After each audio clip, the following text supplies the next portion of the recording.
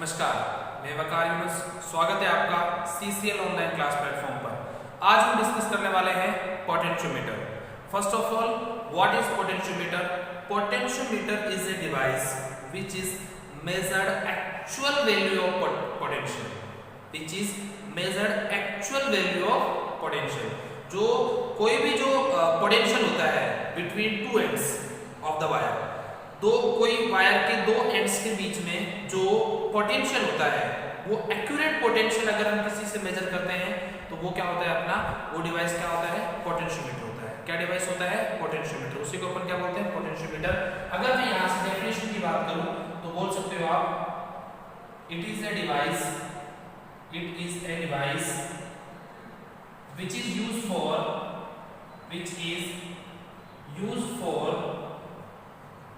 used for measured actual value of accurate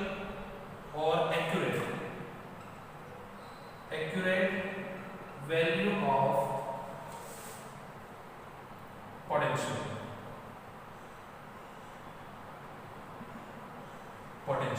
clear? इसी को अपन क्या बोलते हैं? पोटेंशियोमीटर बोलते हैं। क्या बोलते हैं? पोटेंशियोमीटर। दूसरा पॉइंट अगर हम लिखें, जो पोटेंशियोमीटर होता है उसका जो रेजिस्टेंस होता है वो इनफाइनाइट होता है। क्या होता है? इनफाइनाइट होता है। तो इनफाइनाइट रेजिस्टेंस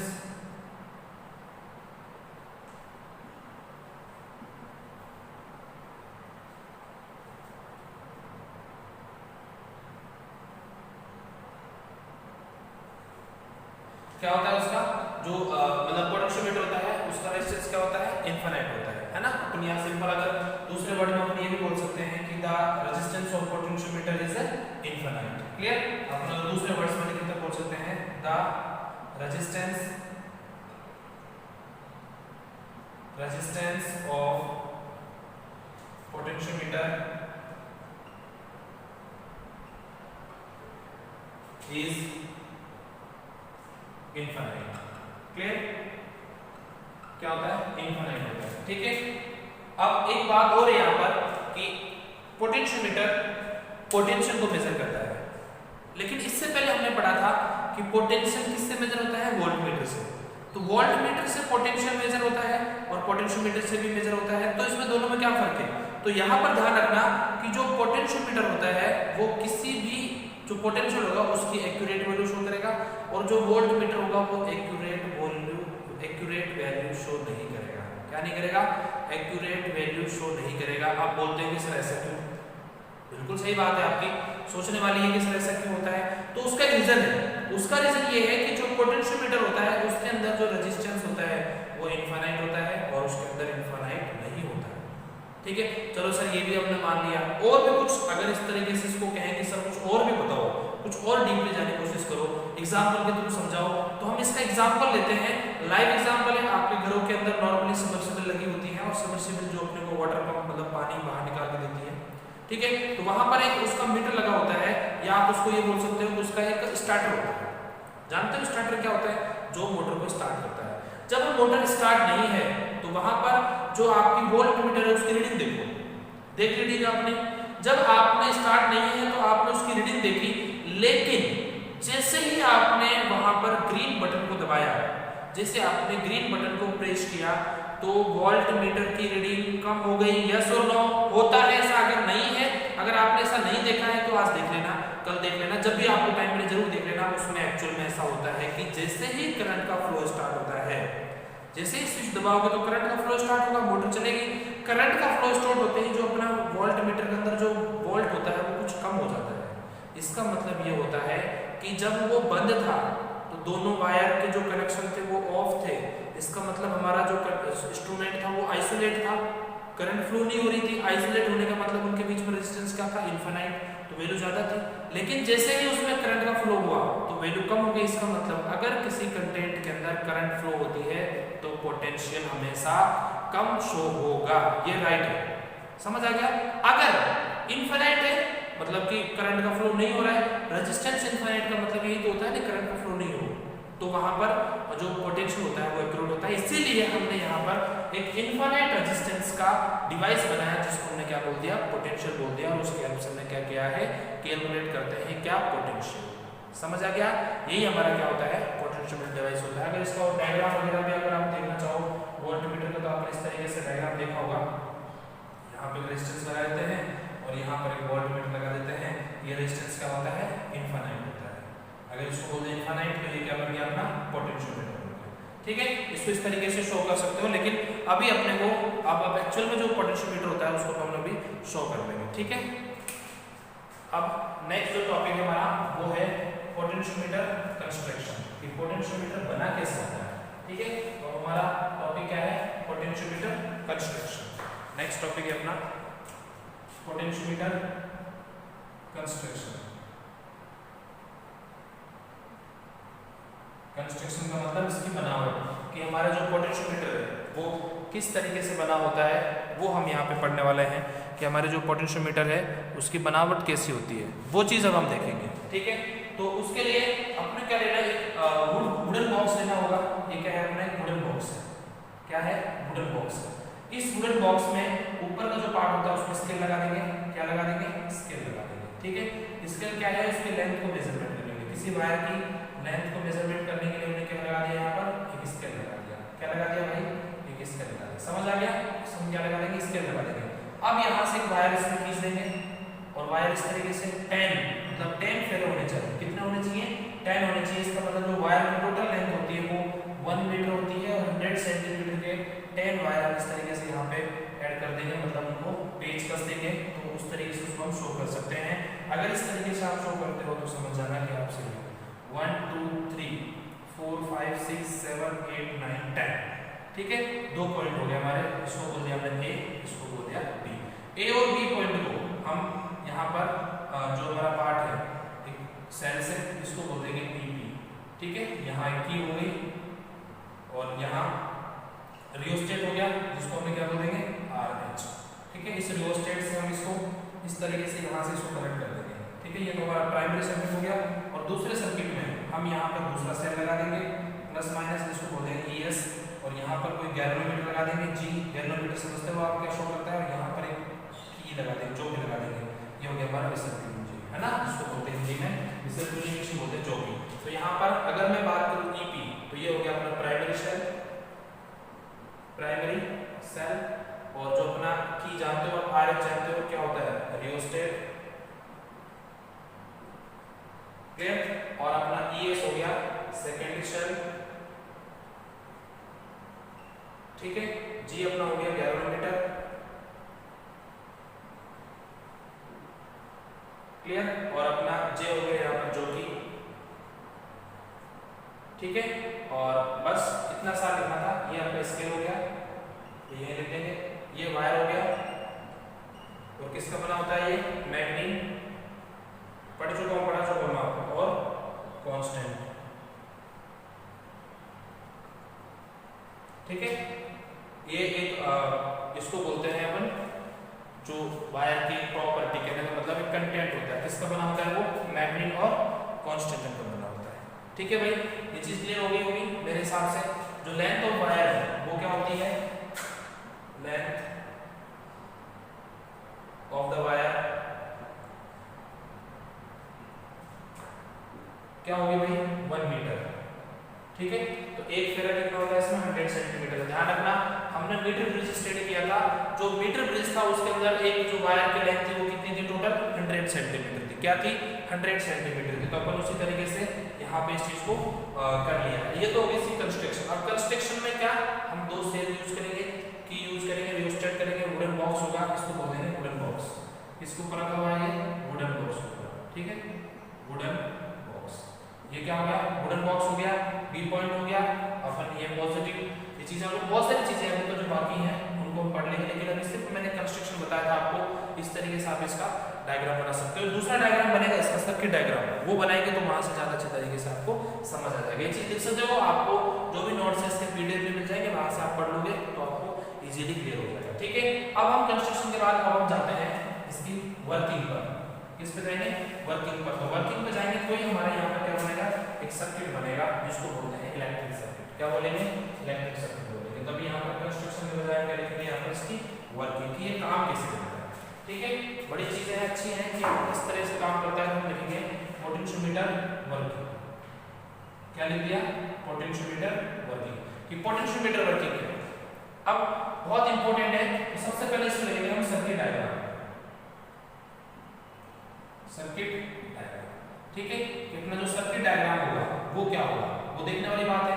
ये अपना सर्किट डायग्राम की बात करें तो सर्किट डायग्राम के लिए सबसे पहले हम बात करें तो ये हमारा प्राइमरी सर्किट होगा। प्राइमरी सर्किट के अंदर हमने की लगा दिया, ईपी बैटरी लगा दी, और यहाँ पे एक रियोस्टेट लगा दिया, इसको हमने क्या बोल देंगे, RH बोल देंगे। और इसको ये कोई अपना AB वायर, जो हमने लिखा था ना वहाँ पे, ये क्या हो गया अपना AB वायर हो गया। क्या बोल दिया इसको, AB वायर। ठीक है, इस AB वायर में सेकेंडरी के साथ इसको हम किससे जोड़ देंगे, G से जोड़ देंगे। और यहाँ पर हमने क्या लगा दिया, ज्योति लगा दिया, इसका मतलब प्लस माइनस ES, इसको बोल देंगे सेकेंडरी सर्किट। ये हो गया अपना प्राइमरी सर्किट। क्या बोल देंगे, प्राइमरी सर्किट। हमारे दो सर्किट होते हैं यहाँ पर, एक प्राइमरी होता है तो EP, तो प्राइमरी के अंदर जो सेल लगा होगा EP, सेकेंडरी के अंदर जो सेल लगा होगा ES। दोनों के अंदर चाहे तो की लगा सकते हो, यहाँ भी आप की यूज कर सकते हैं, कोई इशू नहीं है। की का कोई खास रोल नहीं होता, की का जो रोल होता है बस इतना होता है ऑन ऑफ का। तो उससे अपने को सिर्फ ये दिखाना होता है कि इसको हमें बंद करना है या चालू करना है। ठीक है, ये अपना वायर हो गया, जिसको इसके लेंथ हमने यहाँ से यहाँ तक कितनी मान ली, टोटल कैपिटल L है। ठीक है, अब शुरुआत करते हैं कि सर इसमें क्या होगा एक्चुअल में। अब इसका जो अब दो चीजें पढ़ेंगे अपन यहाँ पर, पहला पढ़ेंगे प्रिंसिपल। इसी में प्रिंसिपल के बाद ही हमारा जो वर्किंग होता है, तो मैं इसी में प्रिंसिपल पढ़ाऊंगा। तो इसका प्रिंसिपल क्या है, अब कह रहे हो सर आपने वर्किंग से पहले पढ़ा देते, ठीक है भाई अच्छी बात है, पहले पढ़ाए थे लेकिन वो समझ नहीं आता। अब आपको समझ आएगा तो यहाँ से आप इसको पहले प्रिंसिपल लिखेंगे, और जरूरी नहीं जब आप वर्किंग लिखो तो प्रिंसिपल साथ में लिखो। प्रिंसिपल वैसे लिख भी दोगे तो गलत नहीं लिखो, जरूरी नहीं है, लेकिन अगर लिख भी दोगे तो गलत भी नहीं है। समझ आ गया। तो सब प्रिंसिपल क्या होता है इसका प्रिंसिपल ये होता है कि अगर जो गैल्वेनोमीटर है वो जीरो डिफ्लेक्शन शो कर दे, तो जो अननोन EMF है वो नॉन EMF के इक्वल हो जाएगा।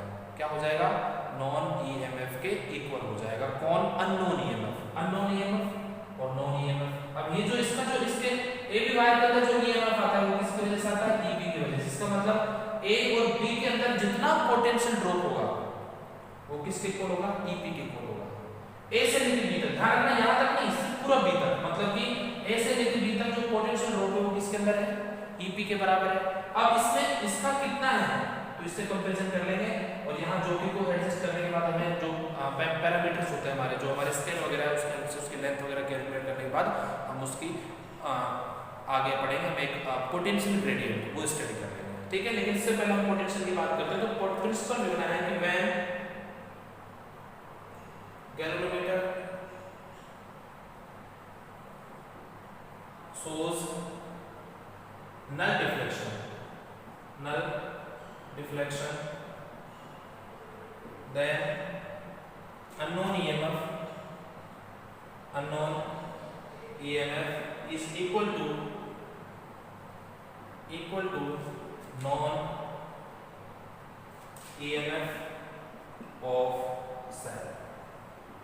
ये प्रिंसिपल, सिंपल सा प्रिंसिपल है कि अगर गैल्वेनोमीटर नल डिफ्लेक्शन शो कर रहा है तो अननोन EMF नॉन EMF क्या हो जाता है, इक्वल हो जाता है। इसी को हम क्या बोलते हैं, प्रिंसिपल ऑफ पोटेंशियोमीटर। क्या बोलते हैं, प्रिंसिपल ऑफ पोटेंशियोमीटर। इसके बाद एक नोट लगाना, और नोट इंपॉर्टेंट है, ठीक है, वो क्या है अपना पोटेंशियल ग्रेडियंट, जो इसमें लिखना है, ये इसका क्या लिखना है, पोटेंशियल ग्रेडियंट, है ना। ये ध्यान रखना, जब भी आप इसको पढ़ो तो इसको पढ़ लेना। इसको किससे रिप्रेजेंट करते हैं, it is represented by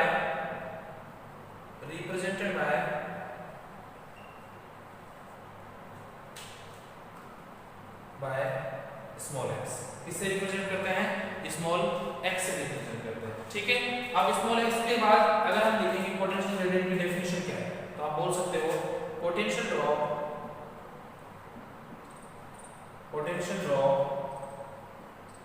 in per unit length of the wire is known as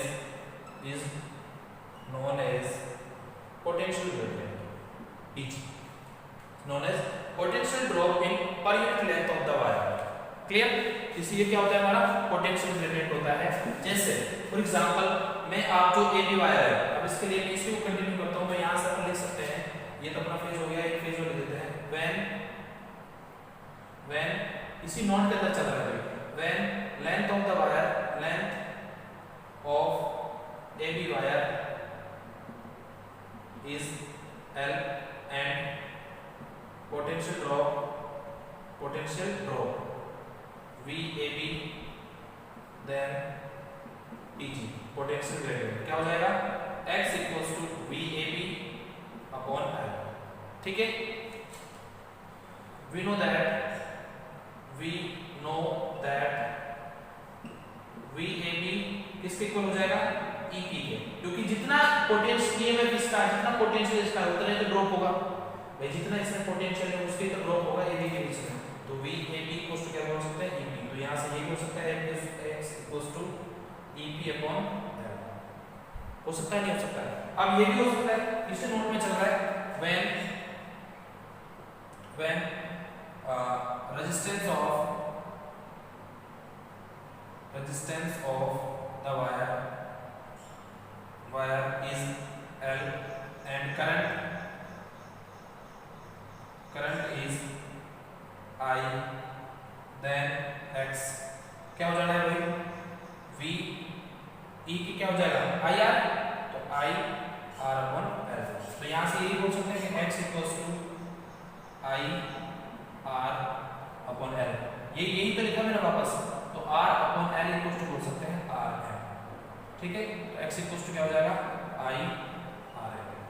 ठीक है, इससे बोल सकते हो here R M is क्या बोलते हैं,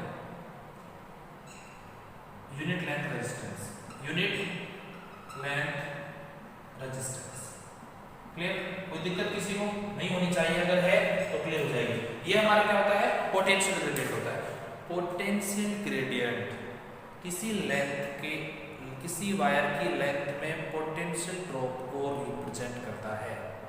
मैं एक बार फिर से बता रहा हूं, पोटेंशियल ग्रेडियंट किसी भी वायर की लेंथ में पोटेंशियल ड्रॉप को रिप्रेजेंट करता है कि उसके अंदर कितना पोटेंशियल है, कितना पोटेंशियल ड्रॉप है, उसी को कौन रिप्रेजेंट करता है, पोटेंशियल ग्रेडियंट। ध्यान रखना, यूनिट लेंथ का मतलब एक पर्टिकुलर लेंथ, वो यूनिट का मतलब आप जानते हो। आप छोटी सी लेंथ के अंदर कितना पोटेंशियल है तो पूरी लेंथ का कैलकुलेट कर सकते हो या नहीं कर सकते हो, कर सकते हो डेफिनेटली। बस हम वो की हुई यहाँ पर हमने उसको रिप्रेजेंट करने की कोशिश की है। ठीक है, अब हम इस नोट के बाद थोड़ा सा आगे बढ़ते हैं। मैं नोट हटा रहा हूँ सारा, क्योंकि अब ये हटाना पड़ेगा, तभी हम इसको आगे बढ़ सकते हैं। चीज लिख लेना, आप जो कॉपी में लिख लोगे तो वहाँ से आसानी समझ आ जाएगा। अभी मैं यहाँ पे समझाऊंगा आपको तो आराम से क्लियर हो जाएगा। ठीक है, अब देखो बहुत काम की चीज बताने वाला हूं। ये तो सिर्फ प्राइमरी सर्किट के लिए था। अब हम सेकेंडरी सर्किट को ऐड करते हैं। 4 सेकेंडरी सर्किट क्या हो जाना है, C, इसको मैंने C बोल दिया, तो यहां से यहां तक इसकी लेंथ क्या हो गई, L हो गई, क्या हो गई, L हो गई। पर 4 सेकेंडरी सर्किट लिखना है, आपको लिखेंगे when गैल्वेनोमीटर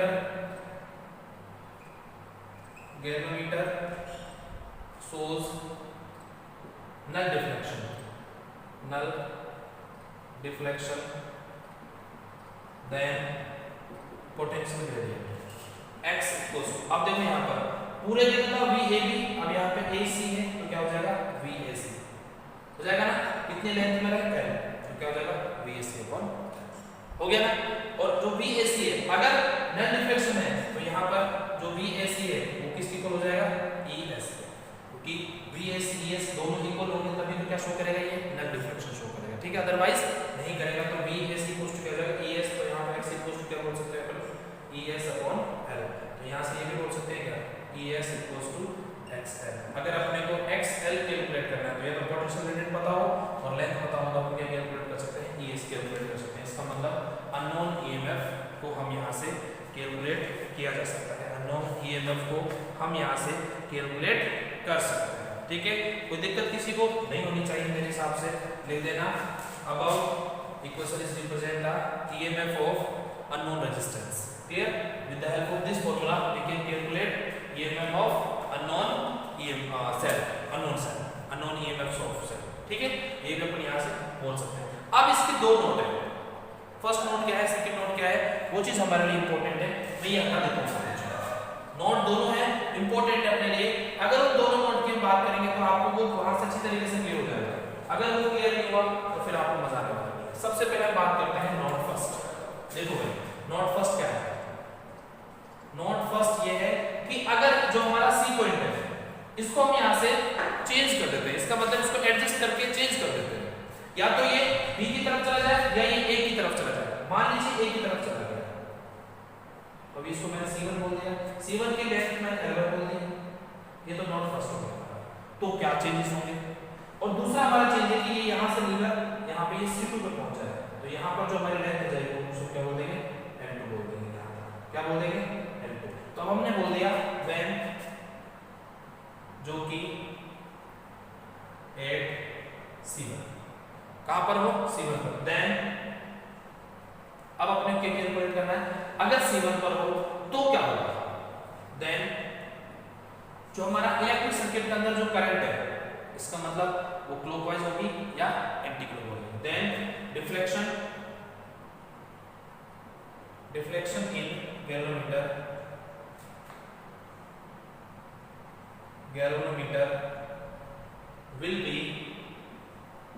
विल बी क्या होगा? क्लॉकवाइज होगा, एंटी क्लॉकवाइज। अब देखो क्या है यहाँ पर, अब जो V AC1 हो जाएगा, इसको क्या बोलते हैं? इसमें पोटेंशियल ड्रॉप VAC1 और VAC1 अगर ये यहाँ पर 0 शो कर रहा था, नॉन डिफरेंस होगा, इसका मतलब दोनों इक्वल थे। यहाँ से कम हो गया तो पोटेंशियल ड्रॉप क्या हो गया? कम। ये क्या हो जाएगा? ज्यादा। और ये ज्यादा हो जाएगा तो हम इसको क्या बोलेंगे? ये तो हो गया कम और ES हो गया ज्यादा। अगर ये ज्यादा है तो ये अपनी चलाएगा तो ये पॉजिटिव से क्या करेगा? करंट को प्रोड्यूस करेगा। तो हमारी जो करंट की डायरेक्शन होगी वो क्या हो जाएगी? देन डायरेक्शन ऑफ करंट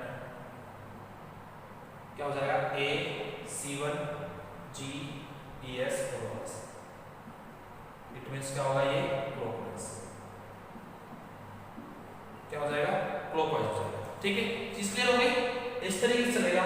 और अगर कोई ऐसे चलता है इसका मतलब ये इस डायरेक्शन में दिखाएगा, तो अपन जो क्लॉकवाइज है वो इसी में चलता है, ये क्या हो जाएगा? क्लॉकवाइज हो जाएगा। ठीक है, अब नोट सेकंड क्या है?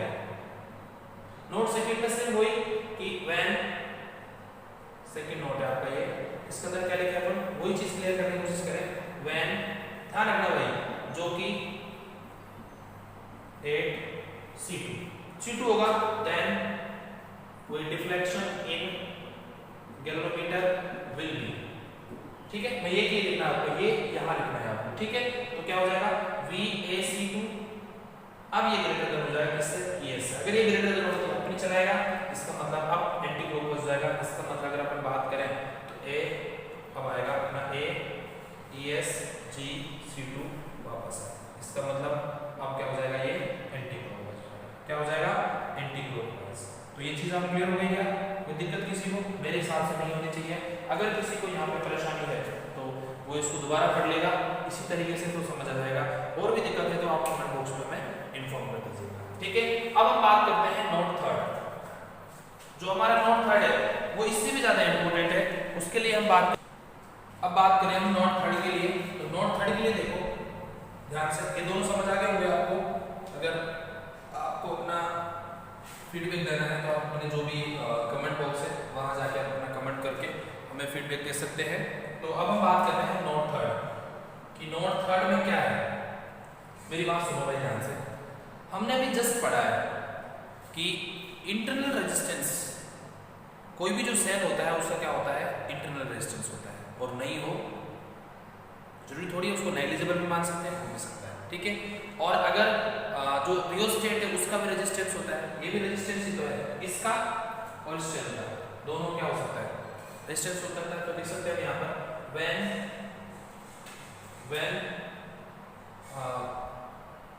small r, when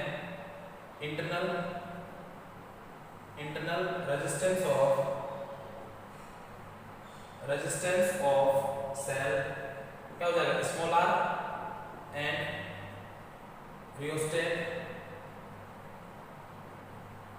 क्या हो जाएगा, कैपिटल आर डैश। देन तो हमने पढ़ा है क्या हो जाएगा, तो यहाँ पर अपन एक चीज पढ़ी हुई है, क्या पढ़ी हुई है कि x इक्वल्स टू क्या होता है, आई आर अपॉन एल। तो यहाँ से अगर मैं आई निकालूं तो क्या हो जाएगा, आई निकाले तो एक्स एल अपॉन आर हो जाएगा ना भाई।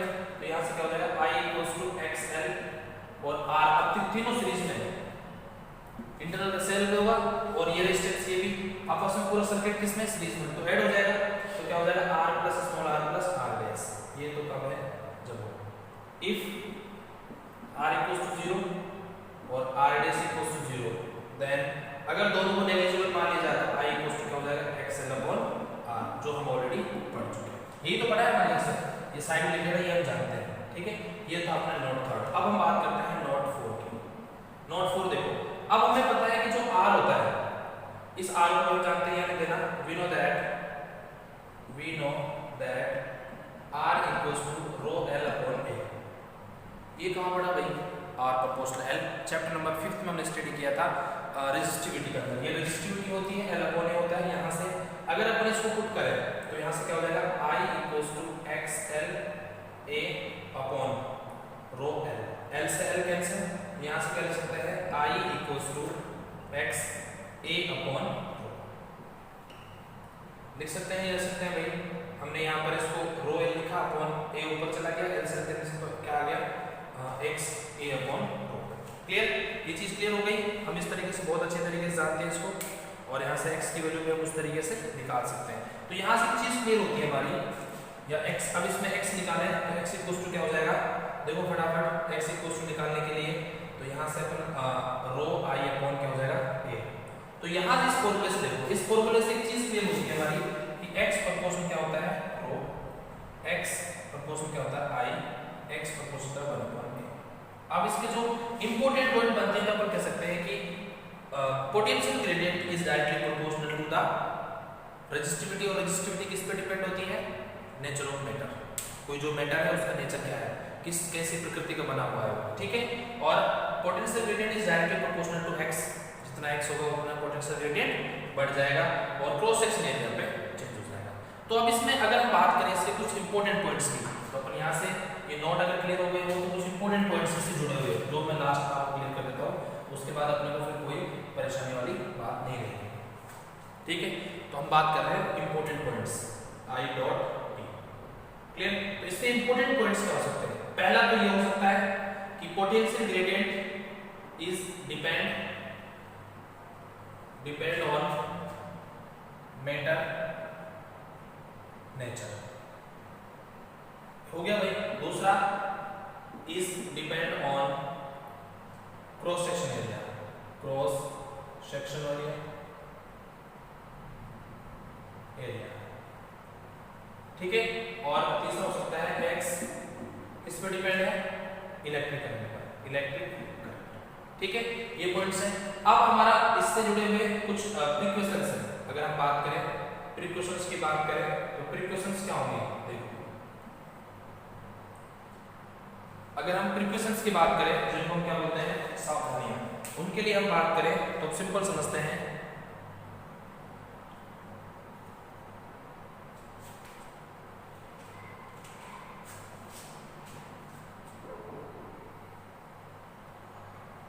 प्रीक्वेशंस, ठीक है। तो अब यहां से देखो पहले प्रीक्वेशंस तो ये हमारी कि जो ईपी है वो ग्रेटर होना चाहिए ईएस से, ये पहले प्रीक्वेशंस है। मतलब कि अगर ये ज्यादा होगा और ये कम होगा तो ही ये अपना प्रोजेक्ट सफल हो सकता है। अगर ऐसा नहीं होता है तो ये वर्क यहाँ पे नल डिफ्लेक्शन शो होगा ही नहीं। क्या नहीं होगा, अगर ऐसा नहीं हुआ तो नल डिफ्लेक्शन नहीं आएगा, ठीक है। दूसरी प्रीक्वेशन है कि जो इसका पॉजिटिव ये सब किस पर जुड़ा होना चाहिए, ए पॉइंट पर जुड़ा होना चाहिए। इसका मतलब positive end of the wire meet at a point. अगर ऐसा नहीं होगा तो यहाँ पर ये प्रोजेक्ट वर्क ही नहीं करेगा, इसका मतलब पोटेंशियल का कंपैरिजन नहीं हो पाएगा, ठीक है। और जो हमारी थर्ड रिपोर्ट है इसमें जो थर्ड पॉइंट है, अगर हम उसकी वो देखो थर्ड पॉइंट क्या है इसमें। थर्ड पॉइंट की बात करें तो ज़्यादा लंबे समय तक इसमें इलेक्ट्रिसिटी प्रोड्यूस मतलब फ्लो नहीं करनी चाहिए। मैंने आपको प्रिकॉशन ऑफ मीटर ब्रिज में बताया था ना। प्रिकॉशन ऑफ मीटर ब्रिज में मैंने ये बताया था कि अगर लंबे समय तक हम यहाँ पर जो भी करंट है अगर वो प्रोड्यूस करते हैं तो वो हमारे लिए जो इसका इक्वेशन है CAU आप सही है भाई, है ना। तो जो इसकी हमारे लंबे समय तक अगर इसमें रेजिस्टर में रेजिस्टेंस मतलब कोई भी हमारा वायर उसमें करंट फ्लो होती है तो वो गर्म हो जाता है, जिसकी वजह से उसका रेजिस्टेंस बढ़ जाता है, इससे परेशानी हो सकती है। इसका मतलब do not flow current in wire, ठीक है। फोर्थ हमारे अगर हम निकाले तो 3 बहुत है, तो 3 प्रिकॉशन से बहुत होती है, ठीक है। इस तरीके से हमारी ये क्या होगी कंप्लीट। अगर आपको ये तो अपना कहने का मतलब एक पूरा जो मैटर था मैंने आपको एक्सप्लेन कर दिया। अगर इसके नोट्स चाहिए तो वो आपको PDF में मिल जाएंगे। PDF में कहाँ मिलेंगे? टेलीग्राम आप डाउनलोड करना और टेलीग्राम के अंदर आप अपनी कोचिंग इंस्टीट्यूट का सर्च करोगे तो वहाँ ये मिल जाएगा, या मैं ग्रुप में आपको ऐड कर दूंगा। आप मुझे फीडबैक में लिख देना, इसी जो अपना है ना इसे कमेंट बॉक्स में लिख देना कि सर मुझे ऐड करना है, और आप अपने जो मोबाइल नंबर है वो बता देना मुझे। तो वहाँ पे मोबाइल नंबर आप अगर वहाँ नहीं देना चाहो तो आप अपने जो सोशल मीडिया है वहाँ पर मैसेज में सेंड कर सकते हो, ठीक है। जिनके पास मेरे पास है बहुत अच्छी बात है, नहीं भी है तो वहाँ से वो आपको लिंक मिल जाएंगे किसके PDF के, तो वो आप मुझे कमेंट बॉक्स में बता देना, प्लस सोशल मीडिया पे मैसेज कर देना। अगर कमेंट बॉक्स में बता दोगे तो हो सकता है मेरे पास आपके नंबर हो तो मैं आपको वहाँ पे उस ग्रुप के अंदर ऐड कर दूँ, ठीक है। वहाँ पे आपको मिल जाएंगे सारे के सारे PDF नोट्स मिल जाएंगे, ठीक है। तो आज के लिए बस इतना ही। लगातार हम इस तरीके से कुछ नई चीजें सीखते रहेंगे, और अगर आपको अच्छा लगता है तो आप अपना जो भी खूबसूरत सा फीडबैक है उसको कमेंट बॉक्स में